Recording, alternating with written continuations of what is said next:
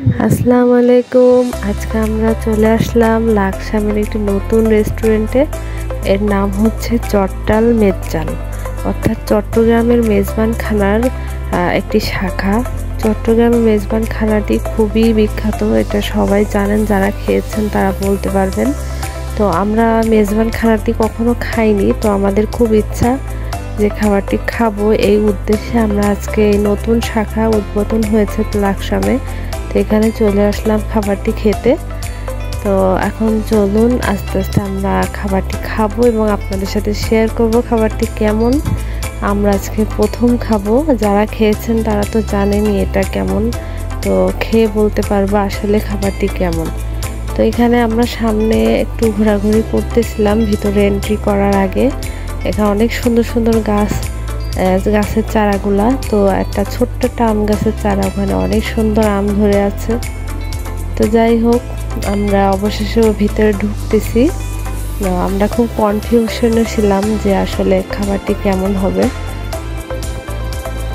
তো এই যে এন্ট্রি করলাম, এখন আমরা খাবার অর্ডার করব। তো ওদের ডেকোরেশনটা যে এত সুন্দর, রেস্টুরেন্টের ডেকোরেশনটা আমাদের খুবই পছন্দ হয়েছিল।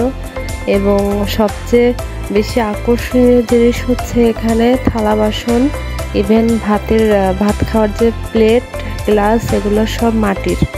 তো এখানে আমরা যখন ঢুকেছি, তো আমাদের খুবই নিত্য নতুন একটা এক্সপিরিয়েন্স হয়েছে। তো আমরা যখন মেনু কার্ডটা দেখলাম, মেনু কার্ডে ওরা শুধু যে মেজবান খানাটি ওইটাই রাখেনি, সাথে অনেক আইটেম ছিল। গরু গোশের কালাভুনা, তারপরে খাসির মাংসের নলা, এগুলোও ছিল। তো আমাদের উদ্দেশ্য ছিল আমরা শুধু মেজবান খানাটাই খাবো, তো ওইটারই একটা কম্বো আমরা নিয়েছি।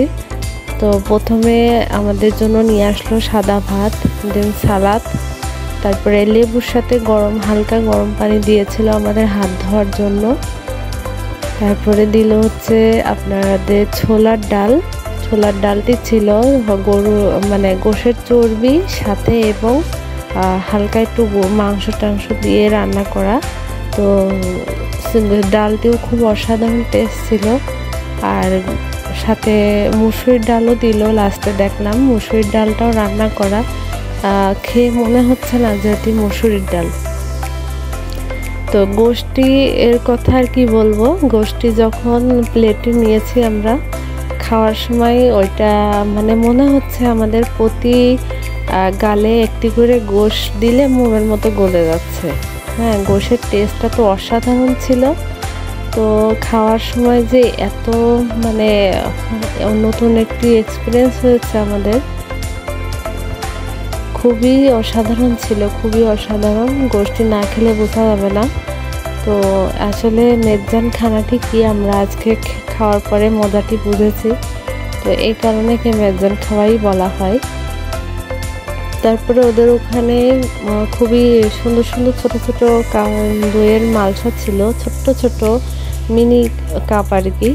তো এই দইগুলো যে কি মজা, সেটা না খেলে বোঝা যাবে না।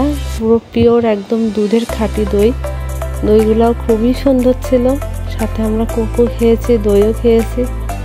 দেন লাস্টে একটা মশলা দেয়, যেটা হলো ওই যে চাল ভাজা, সাথে পান মশলা টাইপের কিছু মিশানো থাকে। তো ওইটাও খুব ভালো লেগেছে। এক কথায় এখানে সব কিছু খুবই অসাধারণ ছিল। এদের ডেকোরেশনগুলো তো খুবই সুন্দর, এদের ব্যবহার, তারপরে আমাদেরকে সার্ভ করা, এবং সব কিছু মিলিয়ে আমরা বলবো যে না, সত্যি খুবই ভালো লেগেছে। তো এই আর কি, আমরা খাবার শেষ করলাম। এখানে আজকে আবহাওয়াটাও খুবই সুন্দর ছিল, হালকা ঝিরিঝিরি বৃষ্টি ছিল। তো এই আর কি, এটাই হলো চট্টাল মেজবানের খাবার, বিখ্যাত নামকরা সুস্বাদু খাবার। তো যারা খেয়েছেন তারা তো জানেনই এটার স্বাদ সম্পর্কে, কিছু বলার নেই। আর যারা খাননি তারা আসলে একবার হলেও খাবেন, খেয়ে দেখবেন। খাবারটি আসলে সত্যি খুব মজাদার একটি খাবার। বিয়েবাড়ির খাবারের কথা মনে পড়লে এই খাবারটি খেয়ে নেবেন। তো সবাই ভালো থাকবেন, টাটা, আল্লাহ হাফেজ।